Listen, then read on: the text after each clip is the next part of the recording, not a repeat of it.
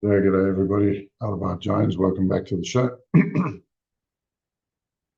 This was a mission that started off small and it just sort of snowballed into something wild. And the depth of it, we weren't really clear on. We didn't see it coming. But what we're looking at is the god of thievery and just how deeply integrated he is in our financial system.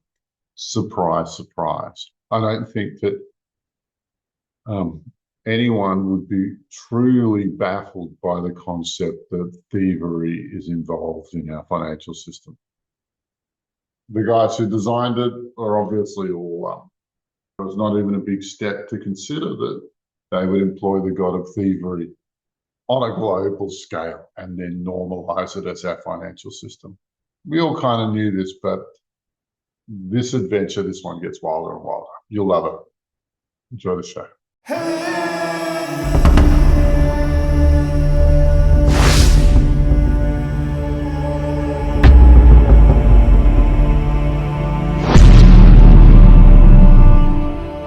I think that we've all had enough. Keeps you up at night, yeah. Make all the demons quiet, yeah. We were built to thrive, yeah. I think that we've all had enough, yeah. I think that we've all had enough. Sick of dealing with the old plan. They know that we're calling it wrong. So today's adventure is the second part of a three-part mission that we're doing about the Clipoff. We'll see. Now, if you've been watching our earlier videos, we've had a little bit of trouble getting through the Clipoff because we've just had a shortage of intelligence, a shortage of understanding it. Because I don't know anyone who's talking about it. I don't know anybody who's researching it. You see, the Clipoff is a duplicate reality, or the false light matrix, or the alum where we get the word Illuminati. It's a duplicate reality that is set up by galactic AI. And once our minds abandon the natural world and start playing in their reality, that's when we're in real trouble. Now, as you may be aware, our team likes to kill demons. And so my excitement occurred when I found a tarot deck that basically lists demons. I thought, oh, that's nice. But what I found out later is that it actually copies the Goetica, which is something we've been trying to avoid. You see, Solomon wrote that book thousands of years ago, and it's not up to date anymore. Like, the cast of characters we're fighting has changed to a certain degree. However, of interest was this guy. This is the Seven of Swords.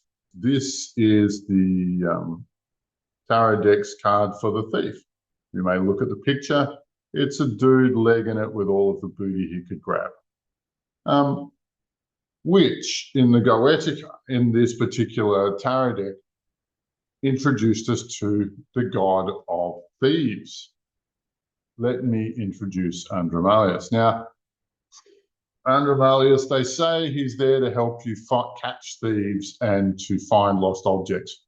But really, he's the demon you pray to if you've stolen something and you want to get away with it. You want that fact to remain hidden. And so we took a special interest in cats. You know, we used the seals and sigils from the Goetica to find the home dimension of this particular demon, and then pull everything back into it, pull everything back into that dimension, and then turn it into space dust, and effectively killing that demon, which we were successful in doing. It totally eliminated all copies, all of its grunts, the management, every article, every spell, everything that it ever used. We pulled all of that in and destroyed it. This is where it gets really interesting. You see, one of the things that I was showing, one of the things we were pulling apart, was a particular series of spells to do with wealth inequality, with the idea that, you know, 1% of the people get to have 80% of the money and land, et cetera, and if you look at the legal system, possession is 9/10 of the law. Everything is tilted towards keeping those guys rich and keeping them powerful. Andromalius was what part of his spell work that he created with other humans was to fix that situation of extreme wealth and extreme poverty. The god of thieves, that's what they used him for. Now, during that, there was what I saw was kind of like a wall that was keeping all the wealth within, like almost like a stadium, might be a better word for it. A stadium that kept all of the money inside and everybody else outside. All the money, all the power, all the wealth, all of the say-so in how our world is run goes in that stadium. And Andromalius had put a little bit into that. He wasn't a major feature, but he was part of the spell work there. And it occurred to me we should find the more updated demons, find the more recent demons, and start unplucking that mess. That we should start pulling apart the stadium that holds all of the wealth. And what we also found was that this was one of the anchors of the Clipoff. You see, if you empower a small group of people who you own, then it's much, much easier to rule a planet. And for them to set in our modern era, to set the media agenda so that we are not asking the questions, who are the idiots running this show? We're kept busy with all sorts of dramas that are really short-term and trivial. And if you wonder how badly managed this planet is, you see, planet Earth has recently undergone 80 years with no war, of not just 80 years of prosperity, but 80 years of technological advancement and increasing prosperity. We've never, ever had it so good. But somehow we're organized so everybody's in debt, everybody's broke, there's constant turmoil and trouble, and we're never stable or steady. And if we can't do 3 or 4 generations of without war and come out stable, it's not because us little folk are doing it wrong. It's because the management designed it to be that way. Imagine it to be anything else. Then imagine that these guys who are willing to make deals with the devil to stay where they are actually care about what happens to you or anybody else on this planet other than themselves.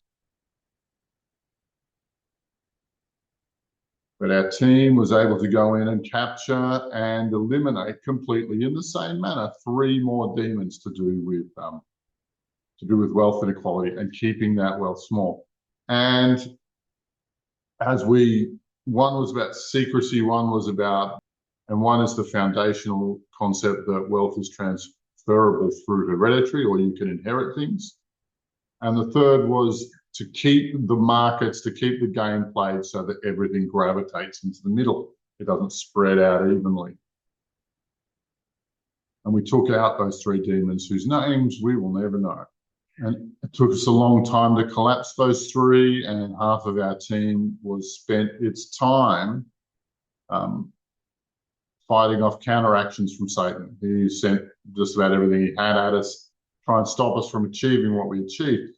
And we took that stadium apart, and then all of the liquid wealth fell down and spread out like a flood in all 360 degrees.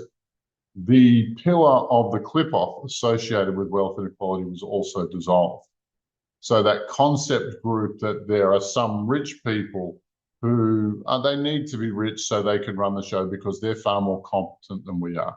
They know what they're doing and we don't, us small folk, when clearly that just isn't the case anymore. Like, since we have access to the kind of information we do with the internet, it's obvious that these guys either are making a mess of it by design or by incompetence. Either way, they don't deserve to be here. Well, we don't want them here, that's for sure. But what was funny is we did a 2-hour mission with a full crew. And it was confusing and troublesome because at the end of it, none of us felt like we had changed wealth inequality. All of us agreed that there was more to this story and that we do not understand it. But just want to, just one parting fact I want to share with you is that how did we find out about wealth inequality? Because of the spell work of the demon lord of thieves. We backtracked him and all of the billionaires, oligarchs, whichever one. If they're Russian, they're oligarchs. If they're Western, they're billionaires, but it's the same gig. All of the oligarchs of our earth are there because of the situation weaved together by demonkind. You figure out what's going on there. All right. My love to you all. Bye for now. Stay well.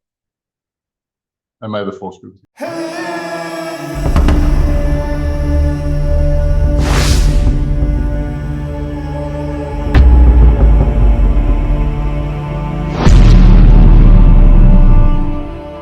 I think that we've all had enough. What keeps you up at night, yeah. Make all the demons quiet, yeah. We were built to thrive, yeah.